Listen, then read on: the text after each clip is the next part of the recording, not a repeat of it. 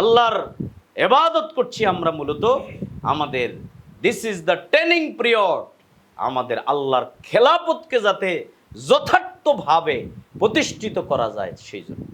এটার এক্সাম্পল হলো একজন সেনাবাহিনী, একজন সোলজার, একজন অফিসার, তাকে খাইতে দেয় ঠিক মতে, তাকে ঘুমাইতে দেয় ঠিক মতে, তাকে কত দূর তার ওজন হবে, কতক্ষণ দৌড়াইতে হবে, কতক্ষণ কি করতে হবে, টোটাল যার তার টাইম ম্যানেজমেন্ট, তার আর্নিং, তার এভরিথিং, তার পেছনে রাষ্ট্রের যা ব্যয় উদ্দেশ্য কি, তার লড়াই করতে, তাকে শত্রুর মোকাবেলা করে দেশকে হেফাজত করতে লড়াই। আল্লাহ তাআলা আমাদেরকে নামাজ, রোজা, হজ, যাকাত যত ধরনের ইবাদত দিয়েছেন সব দিয়ে আমাদেরকে ফিটনেস তৈরি করতে চান খেলাফতের জন্য। সুবহানাল্লাহ।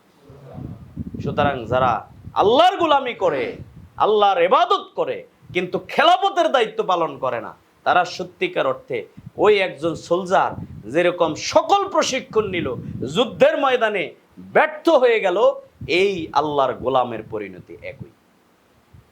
এই জন্য আল্লাহ তাআলা তার রাসূলকে প্রেরণ করেছেন লিইয়ুযহিরাহু আলাদ-দীনি কুল্লি, সকল আদিয়ানে বাতিলার উপরে দ্বীনকে বিজয়ী করবে।